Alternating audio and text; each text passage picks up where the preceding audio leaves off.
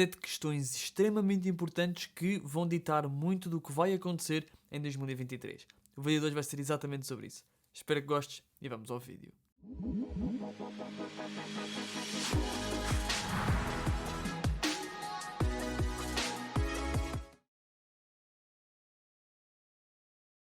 Bem, no vídeo de hoje eu vou falar-vos de 7 questões-chave que podem influenciar bastante o ano de 2023.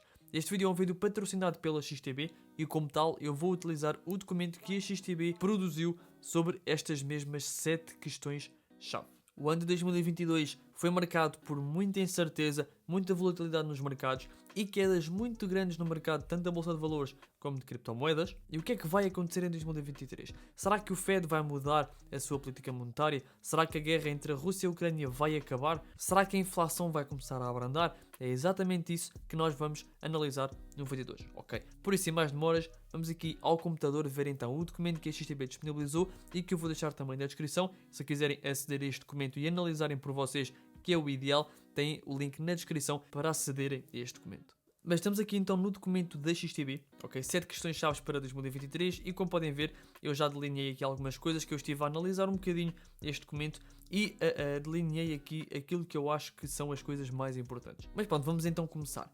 Eles dizem aqui que os últimos anos nos mercados foram tudo menos aborrecidos, que é completamente verdade. De 2009 até 2020 tivemos um bull run absurdo, ok? Um bull run enorme. Depois em 2020 tivemos o Covid, que fez com que o mercado caísse bastante, é verdade. E em 2021 voltamos a ter um rally imenso que acabou então em 2022. E é também o que eles referem aqui. Após o crash provocado pelo Covid-19 em 2020, seguido pelo eufórico Everything Rallies, ou seja, o rally onde tudo subiu em 2021, tivemos um 2022 bastante turbulento, onde os receios em relação à inflação pressionaram os preços das ações e provocaram fortes quedas nas equities, apoiado também pela guerra na Ucrânia, que provocou um aumento substancial na volatilidade nos mercados energéticos. Ou seja, tivemos não só o mercado da Bolsa de Valores a cair bastante, o mercado das criptomoedas a cair bastante, como também o mercado energético, ou seja, o petróleo e o gás, por exemplo, com volatilidades muito altas, a subirem bastante e a caírem bastante também. E olhando para 2023, os investidores estão divididos entre as expectativas em relação ao pivô da Fed e os receios relacionados com o risco de recessão. O que é o pivô da Fed? O pivô da Fed é quando a Fed, a Reserva Federal Americana, altera a sua política monetária. Ou seja, neste momento estamos numa altura de quantitative tightening, ou seja, contrair a economia, aumentar as taxas de juros, reduzir o dinheiro em circulação. Ou seja, um pivô da Fed seria o quê? Seria o contrário, seria quantitative easing, ou seja, começar a aliviar as taxas de juros, começar a aumentar o dinheiro em circulação para voltar a estimular a economia. Ok, isso é o que é um pivô da Fed. E temos aqui então, ponto número 1, irá a inflação começar a abrandar. Temos aqui dois gráficos, um no choque da inflação em 74 e outro em 2021 e 2022. Aqui temos de 72 até 79, ou seja, 7 anos. Aqui temos apenas 4 anos, de 19 a 22, ok? Pronto, temos aqui então situação da inflação nos Estados Unidos. E isto é para vermos, atenção, se a inflação vai reduzir. O preço da gasolina nos Estados Unidos passou de 5 dólares em junho para 3,6 em novembro, uma redução significativa. O índice de preços pagos pelo ISM atingiu uma média de 83 pontos entre 21 de janeiro e 22 de junho, mas baixou para 46,6 em novembro, quase metade, ok? Temos aqui também que o índice de preço dos contentores para transportarmos as mercadorias passou de 11 mil dólares em 21 de setembro para 3 mil apenas em 22 de novembro, ok? Uma queda também bastante grande. O preço dos carros usados já desceram 15% desde os máximos registrados em janeiro deste ano e o preço dos imóveis, medidos por este índice, começaram a diminuir a partir dos máximos de 22 de junho. Ou seja, está a começar tudo a diminuir e nós estamos de facto a ver a inflação a cair um pouco, porque a inflação nos Estados Unidos de facto está a começar a abrandar. Eles depois referem aqui, será que a taxa de inflação vai começar a baixar? Na nossa opinião, a grande questão passa por com que rapidez e a que níveis é que isso vai acontecer. Sim, a inflação já está a dar sinais de abrandamento, nós passamos de inflação de cerca de 10% para neste momento mais ou menos 7% nos Estados Unidos e é provável que esta tendência se mantenha. Se não ocorrer um novo choque nas cadeias de abastecimento, a inflação deverá abrandar ainda mais durante 2023. No entanto, será que os investidores esperam que a inflação volte a atingir a marca dos 2% no final do ano? Ou será que a combinação entre a procura elevada no lado dos consumidores em conjunto com o mercado de trabalho forte poderão comprometer a descida dos preços? O que é que eles querem dizer aqui? Basicamente, o que é a inflação? A inflação é quando os preços começam a subir bastante. Quando é que os preços começam a subir? Quando temos pouca oferta para a procura que há. Ou seja, nós se temos 1000 de oferta e 1000 de procura, está igual. Agora, se nós temos 500 de oferta e só 1000 de procura, há mais procura do que oferta, as pessoas vão pagar mais para terem aqueles produtos, ok? Porque são produtos mais limitados. Ou seja, uma procura elevada juntamente com o mercado de trabalho forte, ou seja, há muita procura pelos produtos, o mercado de trabalho forte significa que as pessoas vão ter mais dinheiro e isso pode fazer com que os preços continuem a subir em vez de começarem a descer, ok? Porque as pessoas têm mais dinheiro, há mais procura para os produtos existentes e se ocorrerem choques nas cadeias de abastecimento, ou seja, se a oferta começar a diminuir também, os preços podem voltar a aumentar. Pronto, isto em relação à inflação americana, ok? Agora temos, será que vamos realmente assistir ao pivô no lado da Fed? Ou seja, se a Reserva Federal Americana vai ou não alterar a sua política monetária. Eles aqui falam que nunca na história as taxas de juros estiveram tão baixas, 0% nos Estados Unidos e negativas na Europa e no Japão, ok? Isto para estimular a economia em 2020, ok? E para além disso, os bancos centrais também dinamizaram os mercados através da compra de ativos, o chamado quantitative easing, ok? O quantitative easing é aumentar o dinheiro em circulação, estimular a economia. Com o resultado, os índices valorizaram fortemente. Agora temos aqui, os investidores esperam que uma perspectiva de inflação mais benigna possa convencer os bancos centrais a repensar as suas decisões recentes e a inverter o curso das atuais políticas monetárias em 2023. Ou seja, a partir do momento em que a inflação começar a baixar, os bancos centrais podem ter a ideia de, ok, nós vamos começar a reduzir as taxas de juros, porque a inflação está a baixar, podemos voltar ao normal, digamos assim. Em 2019, a Fed baixou as taxas de juros em 75 pontos base e passou da redução do balanço para um novo aumento. Este cenário seria francamente positivo para os ativos de risco como ações ou criptomoedas e poderia acabar por penalizar o dólar americano. No entanto, até agora, os representantes dos bancos centrais sinalizaram que podem preferir manter uma política restritiva durante mais tempo para assegurar que a inflação seja erradicada. Ou seja, eles podem de facto voltar a estimular a economia, mas têm uma parte negativa que é a inflação poder voltar a aumentar. Okay? Por isso, e é o que eles estão a dizer aqui também, os bancos centrais já deram sinais de que podem querer manter este quantitative tightening, esta política restritiva, durante um pouco mais tempo. Pronto, eles têm aqui políticas monetárias. Se o Fed aumentar as taxas para 5%, será o ciclo de aperto mais significativo desde 81. Neste momento acho que está a rondar os 4,75%, se não estou enganado. Além disso, a Fed tem retirado cerca de 95 mil milhões de dólares dos mercados, o chamado quantitative tightening, ou seja, reduzir o dinheiro em circulação é o quantitative tightening, ok? Reduzir o dinheiro em circulação para que a inflação comece a descer, para que haja menos procura. O Banco Central Europeu aumentou as taxas de referência para níveis acima dos 3% apenas 2 vezes na sua história, em outubro de 2000 e julho de 2008. Neste momento acho que estamos a rondar os 1,75% ou os 2,25%, não tenho bem a certeza. Pronto, andando aqui mais para baixo, vamos aqui para outro ponto. Será que a guerra na Ucrânia vai terminar? Ok, vamos ver aqui alguns fatos relevantes. Eu sublinhei aqui apenas esta parte, mas subsistem no entanto setores que podem beneficiar com o fim do conflito armado. Ou seja, quando a guerra acabar, há setores que de facto podem beneficiar com esse fim. E que setores são esses? Vamos dar aqui para baixo exemplos de empresas que podem beneficiar com o fim da guerra. Ok, eu não vou entrar em muito detalhe em cada uma delas, vou falar assim por alto, mas temos exatamente, ora, aqui em cima, a Kernel, que é o maior produtor de óleo de girassol na Ucrânia, e como nós sabemos, a Ucrânia e a Rússia são responsáveis por 50% parte da Ucrânia e 25% parte da Rússia das exportações globais de óleo de girassol, ok? Temos a Agroton. A Agroton é, neste caso, o produtor de girassol número 1 na Ucrânia e é o produtor de trigo número 4 na Ucrânia, ok? Temos a KSG Agro. Esta empresa é uma das maiores explorações agrícolas verticalmente integradas na região de X, operando em quase todos os segmentos do setor agrícola. Mais uma grande empresa aqui ucraniana. Depois temos a Astarta. A Astarta tem várias culturas também agrícolas. As suas principais culturas são a beterraba sacarina, a soja, o milho, o trigo, o girassol e a colza. Também uma empresa que pode beneficiar bastante do fim da guerra entre a Rússia e a Ucrânia, ok? Porque volta a ter vendas, volta a ter exportações. Depois temos aqui Volkswagen e Mercedes, isto já na parte de semicondutores. A produção em vários dos maiores fabricantes de automóveis da Alemanha foi interrompida por uma falta de semicondutores e cabelagens feitas na Ucrânia, ok? A partir do momento em que a guerra entre a Rússia e a Ucrânia acaba, estas empresas começam a ter de volta a sua oferta de semicondutores e cabelagens, ok? Neste caso a Volkswagen e a Mercedes. Depois temos a EPAM Systems, ok?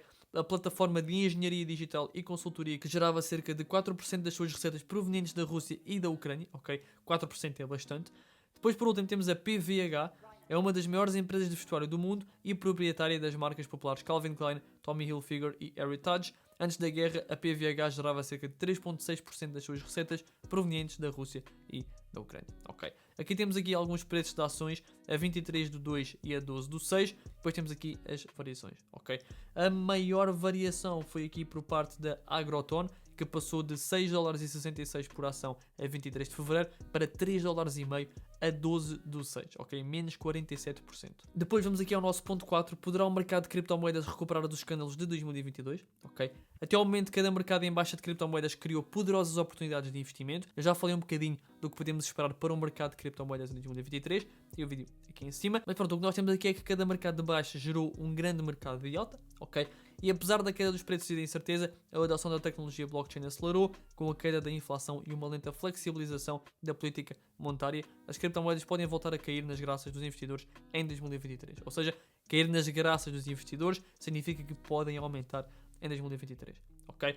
Vamos também analisar os chamados ciclos de halving de 4 anos, durante os quais a oferta de Bitcoin cai pela metade. Ou seja, de 4 em 4 anos há um ciclo de halving e a oferta de Bitcoin reduz em 50%. Num dos gráficos que eu mostrei no vídeo que eu coloquei aqui em cima há bocado, aparece exatamente esses ciclos de halving delineados assim com uma linha na vertical. Podemos observar que historicamente o preço da Bitcoin começou a subir cerca de 1 ano e 3 meses antes do halving. O próximo halving está agendado para abril de 2024, ou seja, o crescimento, a subida de Bitcoin poderá começar agora durante o mês de janeiro ou fevereiro. Este próximo halving dá esperanças aos tours para 2023. Os vencedores da mudança de sentimento no mercado, além da própria Bitcoin, podem ser projetos relacionados com contratos inteligentes, como a Ethereum ou a Chainlink, tokens de NFT, Polygon e Algorand, dados descentralizados de armazenamento, a Filecoin e a tendência de metaverse através da Decentraland ou da Sandbox, ok? Temos aqui também alguns principais factos e números que eu não vou falar aqui agora, vocês podem ver depois quando analisarem este documento. Depois o ponto 5, teremos uma recessão de earnings, também uma questão muito importante. O crescimento dos earnings nos Estados Unidos já começou a abrandar, mas ainda não caiu em território negativo. O crescimento dos earnings é o crescimento dos lucros das empresas. Os principais indicadores que se revelaram fiáveis, como por exemplo a produção ISM, sugerem que a moderação dos earnings pode continuar também em 2023. Há aqui uma estatística muito importante que é: até agora houve 3 recessões de earnings no século XXI, a explosão da bolha .com em 2000, a crise financeira global em 2008 e a pandemia em 2020, ok? Enquanto que a queda induzida pela Covid-19 nos mercados bolsistas foi de curta duração, ok? As outras duas tiveram algumas semelhanças, nomeadamente uma magnitude semelhante de queda na sequência do crescimento dos earnings tornar-se negativo. Ou seja, assim que o crescimento dos earnings se tornou negativo, o mercado começou a cair, ok?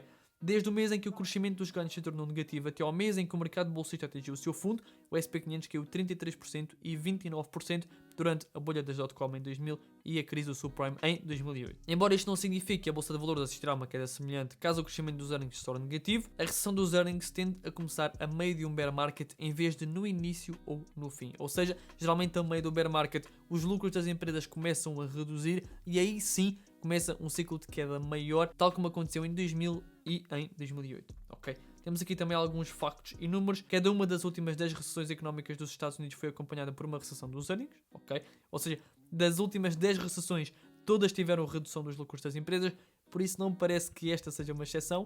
No entanto, nem todas as recessões de earnings foram acompanhadas de uma recessão económica. Ou seja, já tivemos recessão de earnings, já tivemos lucros das empresas a cair e isso não significou uma recessão económica, mas o contrário acontece. O crescimento dos earnings do S&P 500 tende a tornar-se negativo a meio de um bear market. Pronto, então ao ponto 6, irão os preços do petróleo e do gás natural cair. Eu delineei aqui algumas partes, ok, mas isto são fatores para o facto do petróleo e do gás poder subir ou descer. E temos aqui que, devido a estes fatores, espera-se uma estabilização dos preços a curto prazo. Contudo, o domínio de um dos fatores na parte final de 2022, ou seja, um dos fatores ditos aqui em cima, poderá determinar uma tendência para o resto do ano. Ou seja, se um fator negativo dominar, o preço pode cair. Se um fator positivo dominar, o preço pode subir. Temos aqui também que os inventários dos Estados Unidos, em comparação com o ano anterior, indicam que o preço elevado pode já ter sido atingido, ok? No entanto, devemos saber que a Rússia não transferirá gás para a Europa no próximo ano, 2023, pelo que os Estados Unidos têm de colmatar essa lacuna. Ou seja, os Estados Unidos vão ter, de certa forma, de fornecer muito gás natural para a Europa. Se os estoques comparativos mudarem novamente de direção, ou seja, os estoques descerão abaixo do nível do ano passado, então o preço poderá aproximar-se dos máximos de 2022 ou mesmo do pico dos preços a partir de 2008. Ou seja, a partir do momento em que o estoque diminui e a procura é muito alta, os preços do petróleo e do gás podem começar a subir bastante. Ou seja, pode também ser uma oportunidade para 2023. Depois, o último ponto, conseguirá a China conter a bolha imobiliária? Eles aqui falam imenso da bolha imobiliária, ok? Dizem aqui que o mercado imobiliário desempenha um papel enorme na economia chinesa, de facto representa quase 30% do PIB, cerca de 40% do total dos empréstimos bancários e cerca de 70% da riqueza das famílias, ok? Eles têm aqui bastantes dados técnicos, eu não vou entrar muito em detalhe, mas dizem aqui que o que poderia acontecer se o mercado imobiliário entrasse em colapso de qualquer maneira. Kenneth Rogoff, da Universidade de Harvard, estima que uma diminuição de 20% no investimento imobiliário poderia reduzir o PIB chinês em 5 a 10%. Ou seja, se as famílias começassem a investir menos no mercado imobiliário chinês, o PIB chinês poderia reduzir entre 5 a 10%, e o Fórum Económico Mundial estimou que cada diminuição de 1% do PIB na China pode resultar numa redução de 0,3% no PIB global. Ou seja, se o PIB chinês diminuir em 10%, podemos ver uma redução de 3% no PIB global. Ok, é um impacto muito grande. Este é o risco que continua a pairar sobre a economia mundial e especialmente a chinesa. E pronto, estes são então 7 fatores muito importantes e que podem ditar aquilo que vai acontecer em 2023, ok? Mais uma vez, eu tentei analisar estes tópicos assim muito por alto para não se tornar um vídeo muito comprido e muito maçante, mas vocês vão ter o documento na descrição se quiserem analisar por vocês. Digam-me nos comentários o que é que vocês acharam de cada um destes pontos que eu vos falei aqui, se concordam com a análise da XTB, se não concordam com a análise da XTB, se estão à espera de outra coisa, digam-me nos comentários porque vai ser muito interessante ver todas as vossas perspectivas. Não te esqueças de subscrever, dar o like e ativar o sininho, porque como tu sabes, ajuda imenso aqui o canal. Tens na descrição do vídeo também as minhas redes sociais todas, ok? O meu Instagram, TikTok, Patreon, e-mail, etc, etc. Se me quiseres contactar, eu podem ver o meu conteúdo. Por hoje é tudo. Mais uma vez espero que tenhas gostado e vemos no próximo vídeo.